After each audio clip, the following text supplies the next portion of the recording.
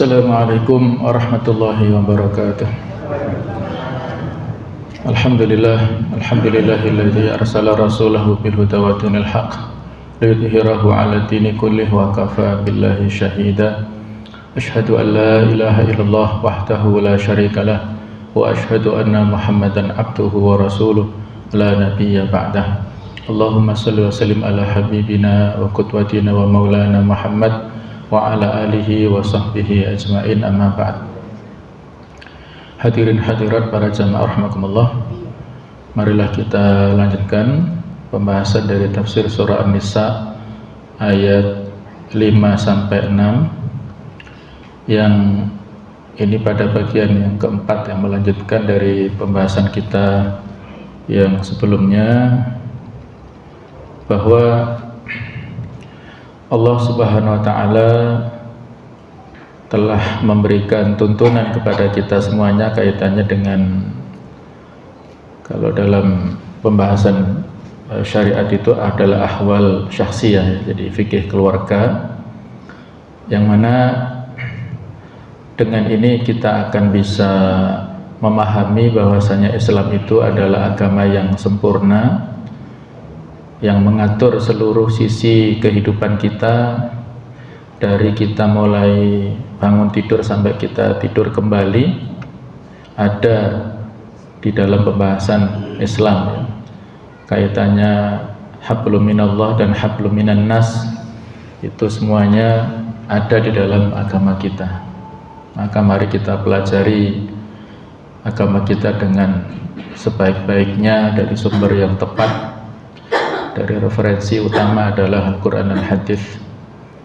Jadi judul yang telah kita bahas pada paragraf ini tentang larangan membelanjakan harta bagi orang-orang safih, orang-orang yang tidak sempurna akalnya, anak kecil dan sederajat dengan mereka, serta tidak menyerahkan harta mereka kecuali apabila mereka telah memiliki ar-rusydu atau kecerdasan.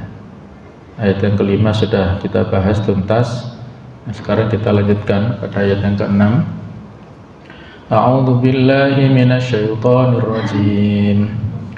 Wabtalul yatama hatta idza balagun nikah fa in anastum minhum rushdan fadfa'u ilaihim amwalahum ولا تأكلوها إسرافا وبدارا أن يكبروا ومن كان غنيا فليستعفف ومن كان فقيرا فليأكل بالمعروف فإذا دفعتم إليهم أموالهم فأشهدوا عليهم وكفى بالله حسيبا.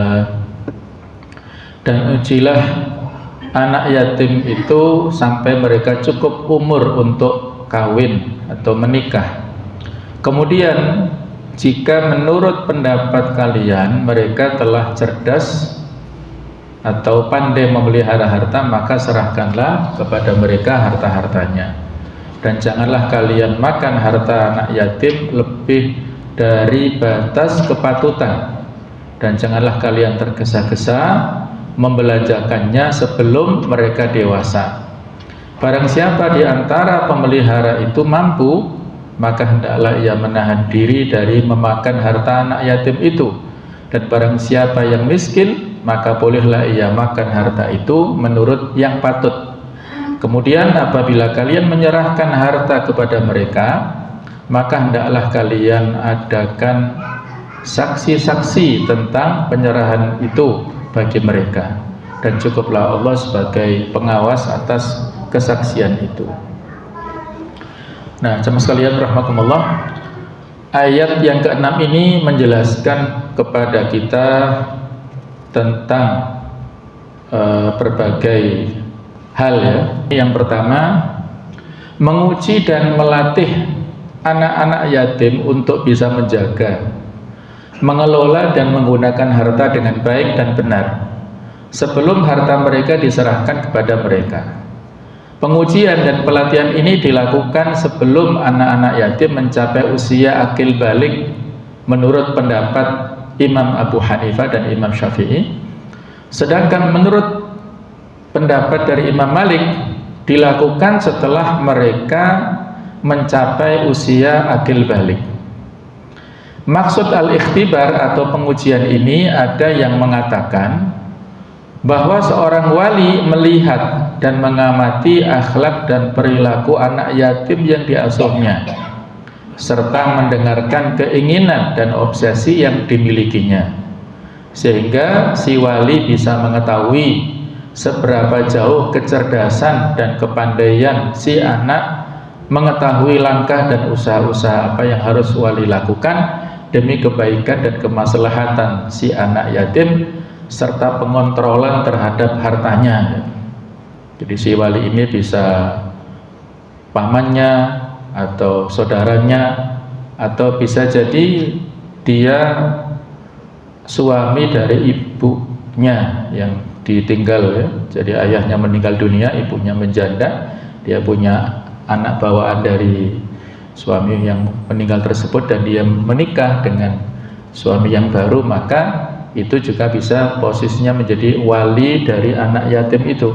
Maka hal inilah yang diperlukan ya. Kalau si anak ini mendapat titipan harta dari warisan ayah almarhum, maka harus dikelola dengan baik. Kemudian ada proses ikhtibar atau pengujian ini ya, untuk melihat bagaimana tanda-tanda kemampuan si anak ini, apakah dia sudah memiliki kecerdasan ataukah belum, sesuai dengan tingkat pemahaman yang masing-masing anak berbeda.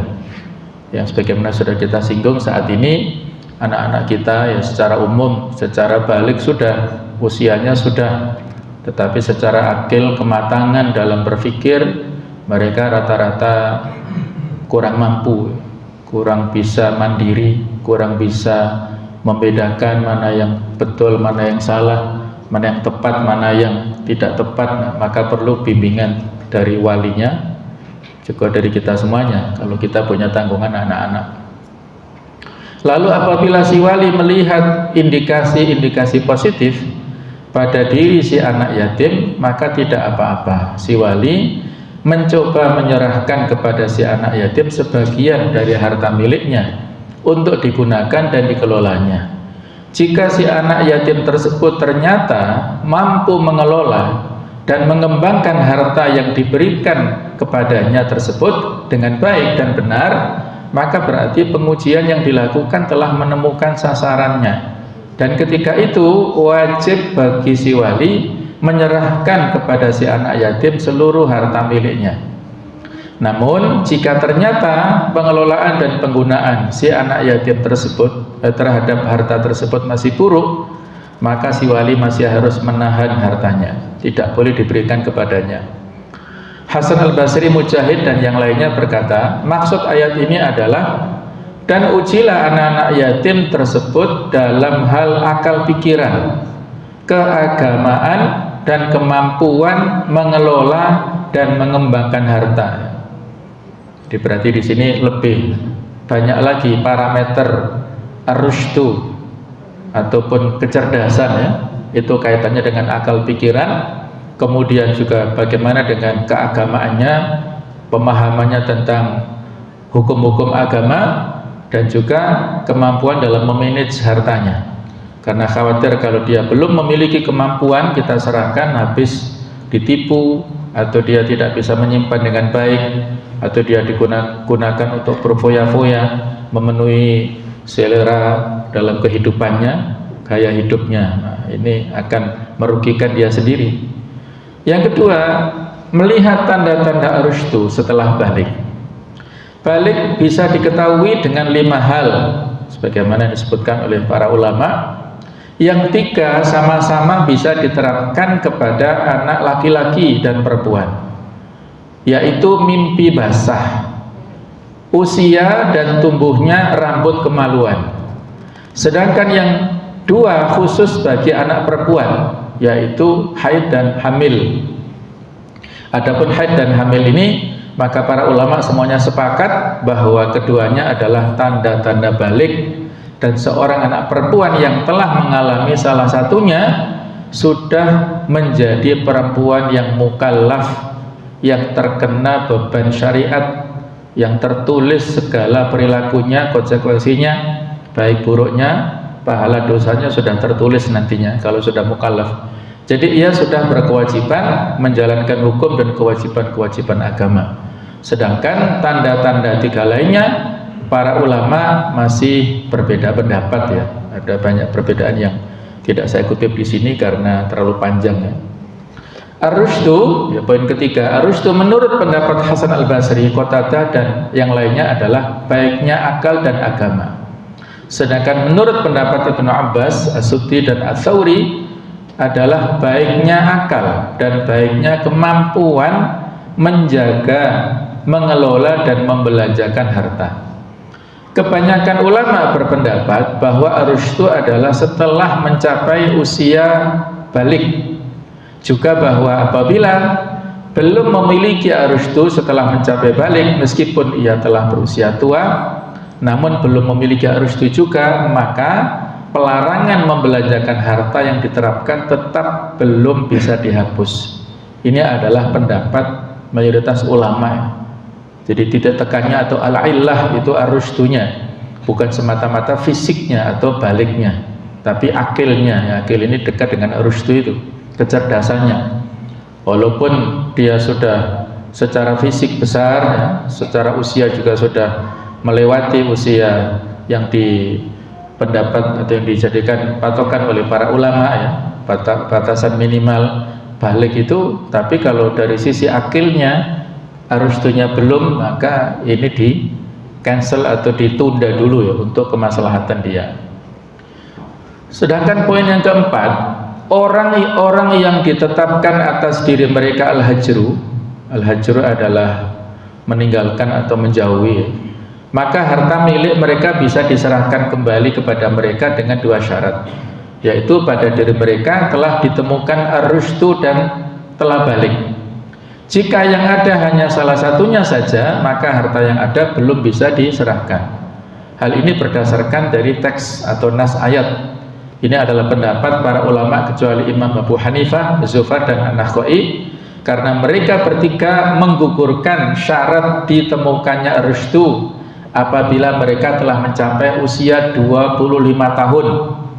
Imam Abu Hanifah berkata, karena jika telah mencapai usia 25 tahun, maka berarti ia telah menjadi orang tua. Nah, ini ya yang jadi usia 25 ini ya patokannya dari mana? Allah alam, bisa jadi ini dari usia yang saat itu Nabi SAW menikah dengan Khadijah bintil Khuwailid ya. Beliau usianya 25 dan beliau sudah ditempa dalam kehidupan yang keras, penuh dengan tantangan. Beliau berusaha untuk mandiri, baik itu sebelumnya pada usia ya 10 tahunan ataupun ya sekitar itu, beliau menjadi penggembala kambing yang dari pekerjaannya itu mendapatkan upah dari orang-orang Mekah. Kemudian pada usia 12 tahunan beliau sudah diajak pamannya untuk pergi ke Syam berdagang. Nah, beliau punya pengalaman walaupun saat itu disegah oleh pendeta Buhairah supaya tidak meneruskan perjalanan karena khawatir dibunuh oleh orang-orang Yahudi karena ada tanda kenabian pada diri beliau. Nah, kemudian beliau dikenal reputasinya yaitu Al-Amin, yang bisa dipercaya, maka tertariklah Khadijah untuk mempekerjakan Rasulullah. Ya, ada semacam mudharabah ya. Jadi Khadijah menyerahkan barang-barang dagangannya kepada Rasulullah dan beliau mengelola, menjualnya, dan didampingi oleh asistennya Khadijah namanya Maisarah. Maisarah ini laki-laki ya, bukan perempuan. Maisarah walaupun ada tak marbuta tapi dia laki-laki, untuk menjadi asisten sekaligus ya dalam tanda kutip memata-matai ya bagaimana sih akhlaknya Muhammad ini. Nah, ternyata cocok, akhlaknya baik, perilakunya baik, sehingga pada saatnya Khadijah tertarik untuk menjadi istri daripada Nabi Muhammad ya. Jadi Nabi punya reputasi yang baik, beliau mengelola dagangnya dengan pengalaman yang walaupun tidak banyak, tetapi beliau karena inti daripada kesuksesan beliau dalam berdagang adalah kejujuran, ya. Walaupun saat itu ada konspirasi dari para pedagang senior lainnya ingin merusak harga, jadi mereka menjatuhkan harga. Nah, tapi Nabi Muhammad sudah punya kalkulasi antara kebutuhan dengan stok yang ada, barang-barang diperjualbelikan itu masih banyak kebutuhannya, sehingga ketika para pedagang senior yang lain itu menjatuhkan harga dan barang dagangan mereka sudah habis, dan otomatis mereka akan rugi, ya, karena menjual dari harga pasar, sementara Nabi masih menjual dengan harga yang rata-rata, sehingga keuntungan ketika barang mereka itu habis, orang-orang memburu barang dagangan Nabi Muhammad, sehingga beliau mendapat keuntungan yang banyak ketika pulang ke Mekah. Dan itulah yang menjadi kepuasan Khadijah, dan pada akhirnya Nabi melamar Khadijah, menikahi dengan mahar yang tidak sedikit. Maharnya itu 20 ekor unta, yang kalau di rata-rata untanya seharga 50 juta kali 20 pinten? 1 miliar, ya. 20 kali 50, ini kan 1 miliar. Itu ada nggak kira-kira, ya? Pernah nggak kita melihat dalam sebuah akad nikah seorang suami meminang ataupun memberikan mahar kepada calon istrinya dengan mahar 1 miliar? Nah, itu mungkin ada, tapi 1-2 saja, ya. Rata-rata ya seperangkat ala sholat, ya Allah, ya. Jadi menikah tapi seperangkat ala sholat, ya itu boleh, tapi itu jadi seserahan saja, tambahan, ya. Untuk yang utama, ya emas, perhiasan, apalah, ya. Kalau seserahan silakan, dari ujung rambut sampai ujung kaki diserahkan lengkap, itu tidak masuk di dalam klausul mahar. Yang ada itu yaitu uang, ya. Uang pun juga tidak sedikit lah diusahakan yang pantas, ya, kepada ini kan menjadi jodoh selamanya, ya. Maka tidak asal-asalan kita pada saat memberikan mahar kepada mempelai wanita itu. Nah, ini contoh yang mungkin para ulama membuat standar usia 25 ini dianggap sudah tua, sehingga kemarin pernah saya singgung, kalau kita punya tanggungan, jadi kita kan punya anak laki-laki atau perempuan, ya, masing-masing punya gaya dan punya, ya, budaya sendiri-sendiri lah, ya.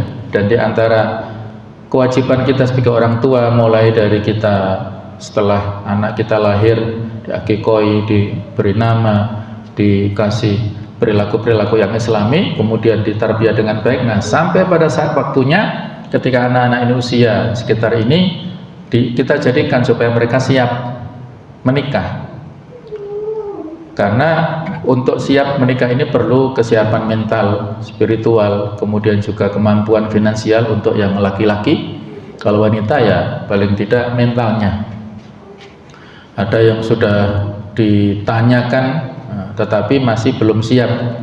Ada yang sudah dicarikan ke sana kemari, ya, bagi yang punya putri, ya, tapi masih belum ada yang pas. Nah, itulah jodoh, ya, yang menjadi tanggung jawab kita semuanya, anak-anak kita, supaya mereka ini tertata masa depannya dengan pernikahan itu. Berikutnya, boleh bagi si wali melakukan sesuatu terhadap harta anak yatim yang diasuhnya, seperti yang boleh dilakukan oleh seorang ayah, berupa menggunakannya untuk diniagakan dan untuk jual beli. Nah, ini saya kasih penekanan, ya, warna kuning, ya. Si wali juga wajib mengeluarkan zakat harta tersebut, menggunakannya untuk membayar denda jinayat, hukum-hukum pidana, dan pengganti barang-barang yang dirusakkan oleh si anak itu. Nafkah kedua orang tua, kalau anak yatim berarti mungkin salah satu, ya, ibunya atau mungkin ayahnya yang masih hidup, dan hak-hak yang wajib dipenuhi lainnya. Si wali juga boleh menggunakannya untuk menikahkan si anak yatim, dan maharnya juga diambilkan dari harta si anak yatim tersebut. Jadi memang ini amanah, ya. Dia sebagai wali pengganti orang tua, maka bertanggung jawab.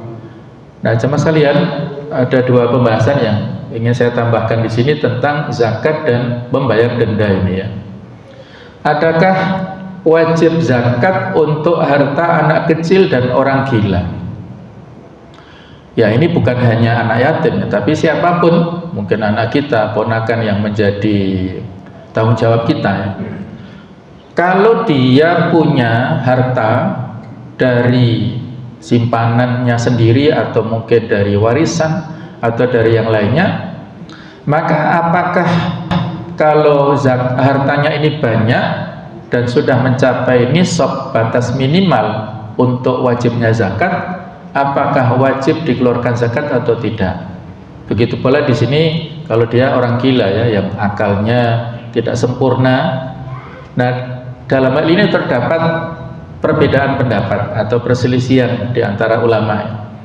Sebagian di antara mereka mengatakan bahwa tidak ada kewajiban zakat untuk harta yang dimiliki anak kecil yang belum balik dan orang gila yang hilang akalnya.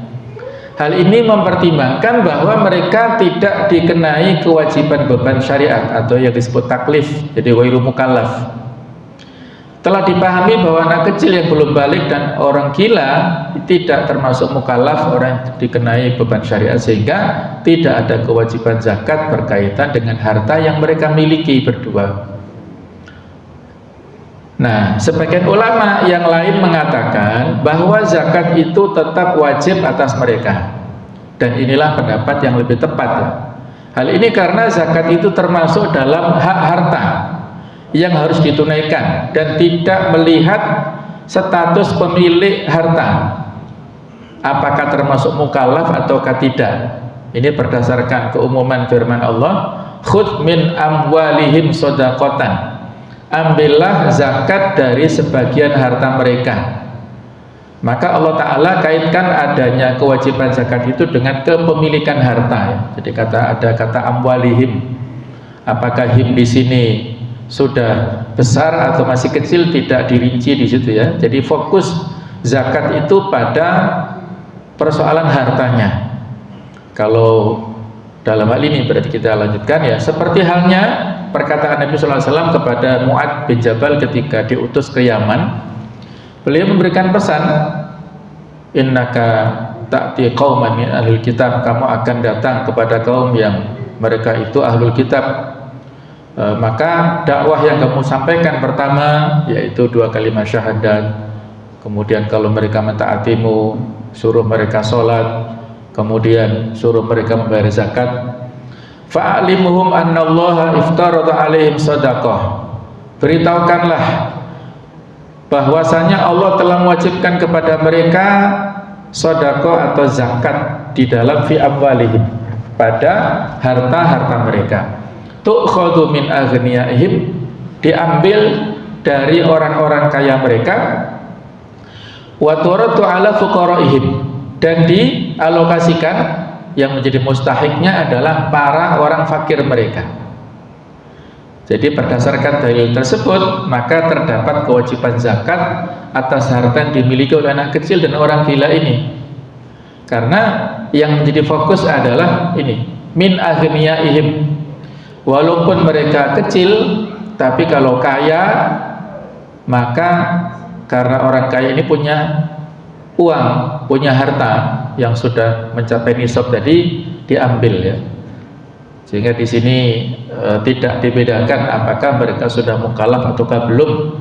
Orang yang punya harta ini, orang yang disebut kaya ini tidak dibedakan apakah dia sudah besar ataukah masih kecil. Nah, kemudian di sini juga ada isyarat ya, yang tadi disebutkan khudz min amwalihim shadaqatan, ya, ambillah. Ini juga menjadi berita ya bagi para amil zakat, supaya mereka tidak insecure, tidak minder menjalankan profesi sebagai amil zakat itu, karena ada filosofi khud itu mengambil. Yang buruk itu kan al-yadul ulya khairun min al-yadi sufla, tangan di atas lebih baik daripada tangan di bawah. Para amil zakat, atau kalau skup kecil ya dalam sebuah kepanitiaan zakat di masjid, ini bukan orang yang meminta, bukan orang yang tangannya di bawah, tapi justru tangannya di atas, kan mengambil. Khudz min itu mengambil, bukan meminta. Sehingga orang yang menjadi amil zakat profesinya terhormat karena disebutkan secara eksplisit di dalam Al-Quran. Amal ini, profesi ini disebutkan. Jadi itu perbuatan terhormat. Amil zakat punya hak untuk mendapatkan bagian daripada zakat yang diambilnya itu. Kalau di total, kalau sekarang sudah dilegalkan dalam bentuk lembaga ya, amil zakat, dalam ya sudah ada secara formal undang-undangnya dan sudah dilaksanakan oleh masyarakat sehingga harus tersertifikasi. Nah, operasional yang diambil oleh lembaga amil zakat ini di antara 8 asnaf, berarti dia maksimal 12,5%. Karena 100 dibagi 8, 12,5, jadi 12,5% itu operasional untuk lembaga amil zakat, untuk transport amilnya, untuk kafalahnya, untuk manajerial kantornya itu maksimal 12,5, sedangkan yang lainnya dialokasikan sesuai dengan skala prioritas yang dijadikan fokus oleh masing-masing dari lembaga zakatnya. Ada lembaga zakat tertentu yang lebih fokus fisabilillah, yaitu dengan banyak memberikan beasiswa, walaupun ini masih ada perbedaan pendapat ya, apakah boleh zakat dialokasikan untuk beasiswa. Nah, bagi yang berpendapat boleh, nah maka mengkategorikan fisabilillah, apalagi yang diberi beasiswa itu anak-anak yang miskin, nah, maka double, dia juga mustahik miskin dan mustahik fisabilillah. Nah, tetapi yang membayarkan zakat ini bukan anaknya, tetapi walinya ini. Yang mengurus membayar zakatnya adalah walinya. Karena anaknya belum mampu, maka walinya yang menghandle. Kemudian dalam hal persoalan hukum pidana, kalau anak ini melakukan pengerusakan dari barang milik orang, jadi inilah Islam yang menghargai kepemilikan pribadi. Islam itu pertengahan antara, kalau dalam teori ekonomi, kapitalisme dan sosialisme. Kalau kapitalisme itu sangat mengutamakan dari sisi materi, kalau sosialisme itu sangat mengutamakan kebersamaan. Nah, Islam itu berada di tengah-tengah. Di satu sisi Islam itu sangat menghargai kepemilikan pribadi, menjaga kepemilikan pribadi. Saat yang lain Islam juga sangat menekankan tentang masalah infak sedekah untuk kebersamaan. Jadi pertengahan, agama yang sangat pertengahan, moderat dan ideal, itulah Islam. Maka kalau ada pengerusakan yang dilakukan oleh anak-anak, misalnya ya mereka anak-anak itu main bola, bolanya bola yang agak bola, bukan bola plastik tapi bola sungguhan ya, ditendang terus memecahkan kaca tetangga atau memecahkan kaca masjid misalnya ya, karena anak-anak belum mukallaf, belum ngerti, dikasih tahu juga masih ya seperti itulah, main-main ya, logika anak-anak ya logika permainan saja. Maka dalam hal ini orang tuanya yang bertanggung jawab atas kesalahan yang dilakukan oleh si anak ini. Nah, di sini konteksnya apabila dia wali bagi si anak yang yatim, maka walinya ini yang bertanggung jawab. Dia bisa mengambil untuk mengganti dari harta yang disimpannya tadi. Nah, kembali ke sini, bahasa ini juga bisa kita jadikan dasar untuk yang di atas tadi ya, bahwasanya Aisyah itu berkata, Nabi sallallahu alaihi wasallam bersabda, rufi'al qalamu an thalathin, pena itu catatan ya, pena catatan, kolam itu yang digunakan untuk mencatat amal perbuatan itu diangkat dari 3 orang yang dikecualikan. Anin naim hatta yastaqid, dari orang yang tidur hingga dia bangun. Jadi orang tidur itu kalau dia melakukan aktivitas apapun maka dia tidak terkena hukum. Kemudian anisobi hatta ya belum, dari anak kecil sampai dia balik. Kemudian wa'anil majnun hatta yaqilu, ketika dari orang yang gila hingga dia kembali berakal ya, ataupun ada lagi yang lain dari orang pingsan sampai dia sadar. Nah, di sini dari anak kecil sampai dia balik ini. Nah, berdasarkan hadis ini maka perbuatan maksiat dan pelanggaran dilakukan oleh anak kecil belum balik tidak dinilai sebagai dosa karena mereka bukan mukallaf, belum terkena beban syariat. Sehingga yang perlu diklasifikasikan pelanggaran yang dilakukan oleh anak ini dalam bab apa? Apa kaitannya dengan hukukullah, hak-hak Allah, ataukah hukukul adami, pelanggaran sesama makhluk? Kalau pelanggaran yang kaitannya dengan hak Allah, misalnya anak ini minum khamr atau mungkin judi atau mungkin yang lainnya ya, maka tidak ada tanggungan apapun yang dibebankan kepadanya. Jadi dia belum tercatat ya, diharuskan orang tuanya memberi nasihat supaya dia bertaubat ya, walaupun anak kecil, untuk sebagai pembelajaran. Kemudian jika pelanggaran itu terkait dengan hak sesama anak Adam, mencuri misalnya atau merusak properti orang lain, maka ini tidak bisa digugurkan dan wajib diganti rugi. Anak kecil yang merusak benda orang lain, orang tuanya atau walinya wajib memberikan ganti rugi. Ini sebagaimana yang disampaikan oleh beberapa ulama, diantaranya Ibnu Qudamah mengatakan tindak kriminal atau jinayah yang dilakukan anak kecil dan orang gila tidak dibiarkan meskipun dia mendapat udzur dan tidak mendapat beban syariat. Kemudian Imam Nawawi menyebutkan dalam kitab Al-Majmu' Syarh Muhadzab, menukil keterangan Ibnu Mundzir yang dikatakan ulama sepakat atau ijma' bahwa jinayah, tindak kriminal anak kecil, wajib diganti dari harta mereka. Mengingat pencurian termasuk pelanggaran hak sesama manusia, maka harta yang telah dicuri harus dikembalikan. Nah, supaya tidak menimbulkan masalah baru, ini bisa dilakukan secara teknis lah, dikembalikan secara rahasia atau bisa juga dikirim melalui pos atau kurir atau pengiriman yang ini kan teknis ya. Kalau misalnya ada anak-anak yang mungkin ya dia bawa buah-buahan ke rumah, dari mana? Itu ngambil mangganya tetangga misalnya. Nah, di sini orang tua nembung lah ya, minta kerelaan kepada tetangganya, mohon maaf Pak, Bu, tadi anak saya katanya mengambil mangga panjenengan, monggo kami mohon diikhlaskan. Kalau enggak diikhlaskan ya kami bayar nilainya ya, masuk 1-2 saja enggak diikhlaskan ya. Kalau dimaafkan ya alhamdulillah, kalau enggak dimaafkan enggak apa-apa, diganti biayanya berapa. Nah, itulah sebagai sebuah tarbiyah kepada anak-anak supaya mereka sejak kecil dididik dengan akhlak karimah, akhlak yang bagus, yang harus bertanggung jawab apabila mereka melanggar. Kalaupun misalnya ada hukuman, itu harus diikhlaskan. Kadang-kadang ada sebagian orang tua wali santri ya, kami yang membina anak-anak santri-santriwati, ada sebagian orang tua yang protes, kenapa anaknya dikasih sanksi ini, kasih poin sanksi ini, itu padahal anaknya di rumah baik. Nah, mereka belum tahu baiknya di rumah belum tentu baik dijaga sampai di pondok.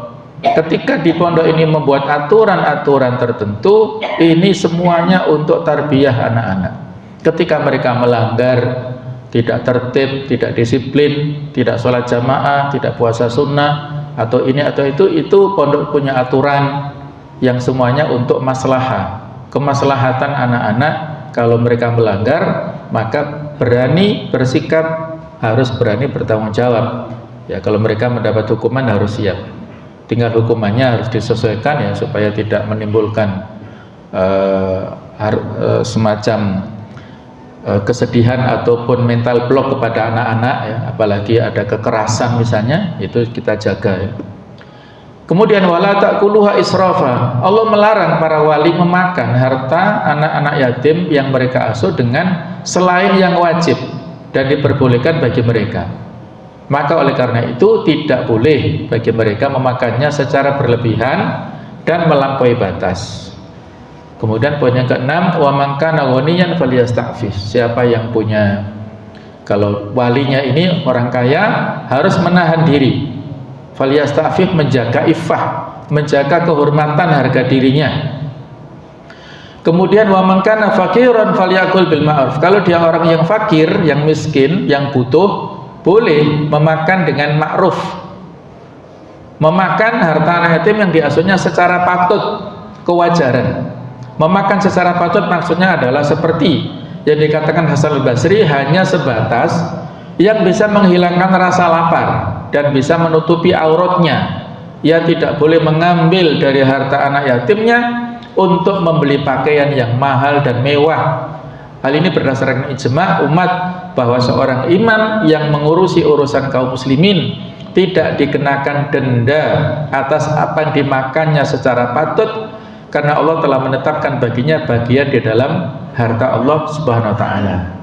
Ya, seperlunya, sepatutnya. Jangan sampai dia berlebihan ya.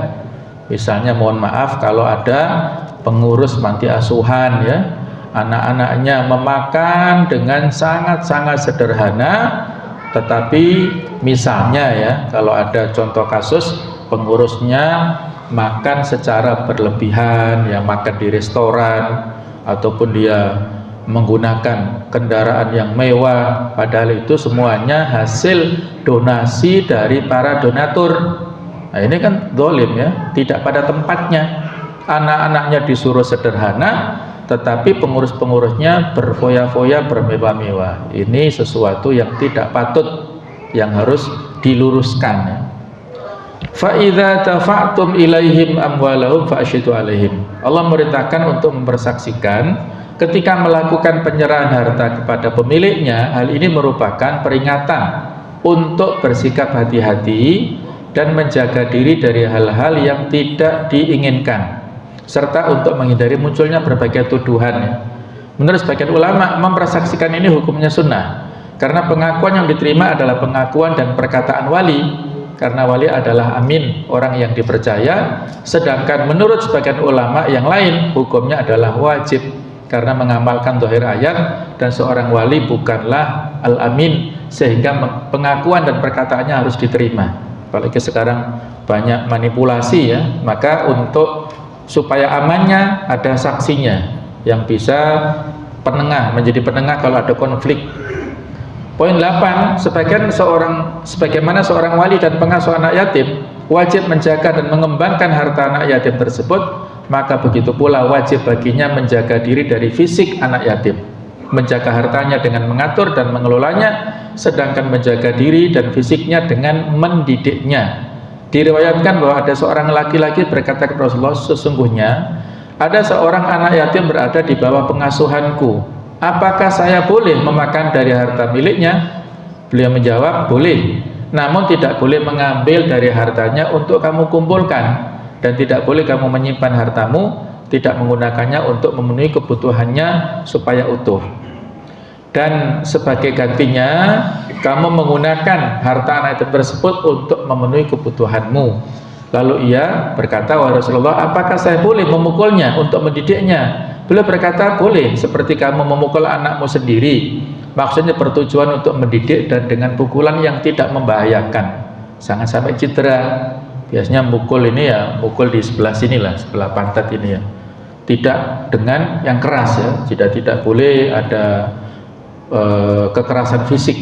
Kalau mukul untuk tarbiyah, pembinaan boleh. Yang terakhir 9, cukuplah Allah sebagai pengawas amal perbuatan manusia dan akan memberi balasan atas amal perbuatan tersebut. Hal ini mengandung ancaman bagi setiap orang yang mengingkari hak orang lain. Allah Maha tahu dengan semua aktivitas kita ya. Maka dengan itulah harus berhati-hati menjaga amanah harta yang telah dititipkan kepada kita. Sekian jamaah sekalian pembahasan dari tafsir ayat 5 dan 6 surat An-Nisa yang kita perlu waktu 5 pertemuan. Semoga dengan itu kita lebih paham dan kita bisa menerapkan dalam kehidupan sehari-hari, bukan dalam tataran secara khusus tapi tataran secara umum. Aplikasinya bukan semata-mata anak yatimnya, tetapi siapapun yang berada, tanggung jawabnya di kita semuanya. Apakah anak angkat, anak asuh, ataukah anak kita sendiri, kita berikan haknya secara spiritual, moral, dan juga secara fisik. Kita berikan hak kepada mereka dengan baik. Demikian, kurang lebih mohon maaf. Ihdinas siratal mustaqim. Subhanakallahumma bihamdik asyhadu an la ilaha illa anta astaghfiruka wa atubu ilaik. Wassalamualaikum warahmatullahi wabarakatuh.